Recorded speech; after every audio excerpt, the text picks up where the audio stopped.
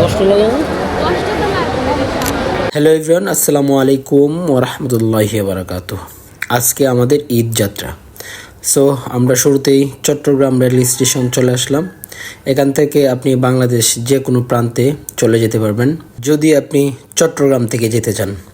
আমাদের ট্রেন ছিল সকাল 9:15, এখন অলরেডি 12:41 বাজে, এখনও আসে নাই। আমাদের গন্তব্য হচ্ছে ময়মনসিংহ 18 রেল স্টেশন। ট্রেন বিলম্ব হওয়ার কারণে আমার আশেপাশে মানুষের সাথে কথা বলে সময় কাটানোর জন্য চেষ্টা করছিলাম। ঠিক এমন সময় পাশের একটা মেয়ে বলল যে ভাইয়া, আপনার ভিডিওতে আমি দেখছি।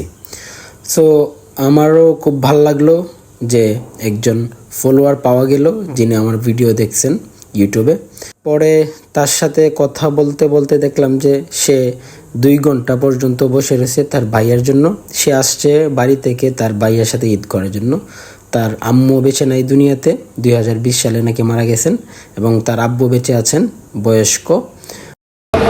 কষ্ট লাগে না?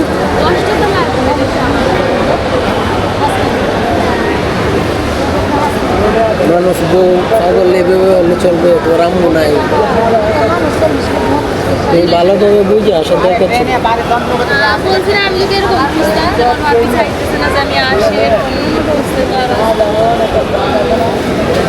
আর তার ভাইয়া প্রেম করে, সে বিয়ে শাদী করে, এবং পরবর্তীতে তার ভাইয়া চট্টগ্রাম পাহাড়তলিতে বাসা নেই এবং সেই জায়গায় বসবাস করে।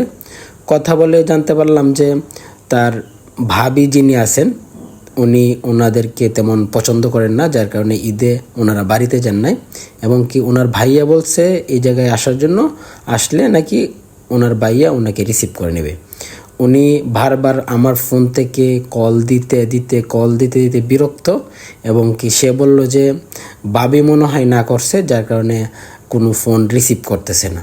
সে আমার ফোন থেকে দিছে কয়েকবার, আরও কয়েকজনের ফোন থেকে দিছে কয়েকবার ফোন, কিন্তু তার ভাইয়া ফোন রিসিভ করতেছে না। তার ভাইয়ার কথা ছিল যে 12টা বাজে আয়সা তাকে রিসিভ করে এখান থেকে নিয়ে যাবে। তার ছোট ভাই আছে একটা, তার বড় বোন আছে, বড় বোনের বিয়ে হয়ে গেছে। এখন সে খুবই ভয় পাচ্ছে যে ভাইয়া আমি বাড়িতে চলে যাব, আমাকে যদি একটু ব্যবস্থা করে দিতেন। তো আমি বললাম যে ঈদ মৌসুম, এই সময় তো টিকিট পাওয়া যায় না, বা টিকিট পাইলে সিট পাওয়া যায় না, স্ট্যান্ডিং টিকিটে যাইতে হবে। বলতেছে যে আমি বাড়ি পর্যন্ত যাইলেই হবে, যেভাবেই হোক। তার বাড়ি হচ্ছে নরসিংদী। সো আমি একটা স্ট্যান্ডিং টিকিট কেটে দেই, এবং সে সকাল থেকে কিছু খাইনি, একটা বিস্কিটের প্যাকেট আর একটা পানির বোতল তার হাতে দিয়ে দেই, যাতে রাস্তার মধ্যে খিদে লাগলে খেয়ে নেই। সে হচ্ছে এই মহানগর গুদুলিতে গেলে একদমই ডাইরেক্ট নরসিংদী স্টেশনে নামায় দিলে সে নাকি বাড়িতে যেতে পারবে। যাই হোক, আমার সবচাইতে যে জিনিসটা কষ্ট লাগছে সেটা হচ্ছে তার আপন বোনকে রিসিভ করে নাই তার বউয়ের জন্য, এবং কি তার আম্মুও বেঁচে নাই দুনিয়াতে। হয়তোবা তার আম্মু বেঁচে থাকলে তাদের সাথে ঈদ করত। আসলে এই মেয়েটাই বুঝতেছে তার কতটুকু কষ্ট হচ্ছে। বুক ভরা আশা নিয়ে আসছিল তার ভাইয়া ভাবিদের সাথে ঈদ করার জন্য, সে আশা আর পূরণ হলো না। সর্বশেষ আমি তাকে ট্রেনে উঠায় দিই, এবং পাশে 2জন মুরব্বীকে বললাম যে উনি নামবে হচ্ছে নরসিংদী স্টেশনে, যাতে সুন্দর করে নামায় দেয়, যাতে কোনো সমস্যা না হয়। ওনাদেরকে বুঝাইয়া বলে আসলাম। আসলে আমি আর কিছু করতে পারলাম না। সকলেই এই মেয়েটার জন্য দোয়া করবেন। নাম হচ্ছে দীপা। তারপর আমি আমার যাত্রা শুরু করি। আমার ট্রেন বিজয় এক্সপ্রেসের জন্য আমরা হাজার হাজার মানুষ ওয়েট করতেছিলাম, এবং কি তারা সকলেই সকাল 6টা, 7টা, 8টা, 9টার আগে এসে বসে রয়েছে, কারণ তারা ঈদে বাড়িতে যাবে। কিন্তু ট্রেন আসছে 4:30। এটা হচ্ছে ময়মনসিংহের বিজয় এক্সপ্রেস ট্রেন। এটা শুরুতে ছিল ময়মনসিংহ, পরবর্তীতে এটাকে নেওয়া হয়েছে জামালপুর, যার কারণে আসলে এই টাইম টেবিলটা আরও বেশি বিঘ্নিত হয়। সো বর্তমান সরকারের রেলমন্ত্রী যিনি আছেন, বা রেলের দায়িত্বে যিনি আছেন, ওনাদেরকে বলতে চাই আমাদের পক্ষ থেকে, আপনারা যদি আমাদের এই কষ্টটুকু আন্দাজ করতে পারেন, সকাল 9টার ট্রেন বিকাল 4:30 যেতে হচ্ছে, তাহলে আশা করি আপনারা এই জিনিসগুলো একটু দেখবেন। যদি সম্ভব হয় ডাবল ট্রেনের ব্যবস্থা করলে ভালো হয়। আর যদি এটাও না হয়, অন্তত এই ট্রেনটা আগে যেরকম ছিল এরকমভাবে ফিরিয়ে দিন আমাদেরকে। শুরুতে ছিল চট্টগ্রাম টু ময়মনসিংহ, পরবর্তীতে এটাকে নেওয়া হয় জামালপুর।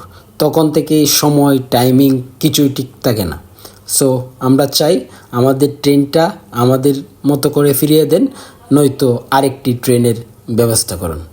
তারপর বাড়ির উদ্দেশ্যে যাত্রা করার জন্য ট্রেনে উঠে পড়লাম।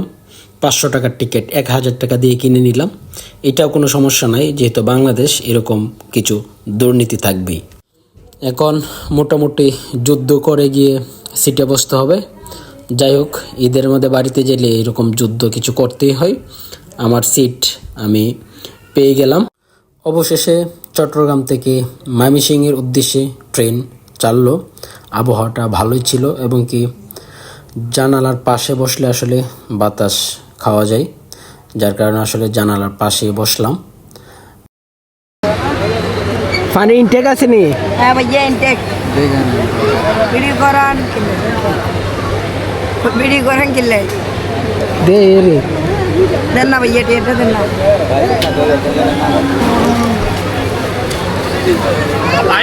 মামা সিঙ্গারা কত রে? 10 টাকা করে। 20 টাকা ভাঙতি দেন, সিগারেটটা দেন ভাই, গাড়ি ছাড়াইছে। 20 টাকা ভাঙতে নেবো। 2 টাকা 10 টাকা কটা কটা। 2 টাকা কাঁচা মরিচ আছে নি? গরম গরম। এই সবিন টাকা। এই এই এদি 20 টাকা লইস। এই যে ভাইয়া নেন। সিঙ্গারা কত একটা? 10 টাকা। কোড়ে দিকে মারে। না দুটা লাম তাড়াতাড়ি তাড়াতাড়ি। নেন ভাইয়া। হ্যাঁ লো লো। ভাইয়া কত টাকা নেন? হারান।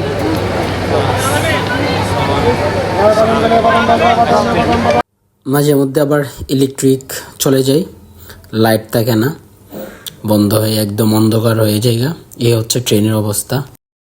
সর্বশেষ প্রায় 5 ঘন্টা জার্নি করার পর আমাদের গন্তব্যে আমরা পৌঁছে যাই, আটোয়ার রেল স্টেশন।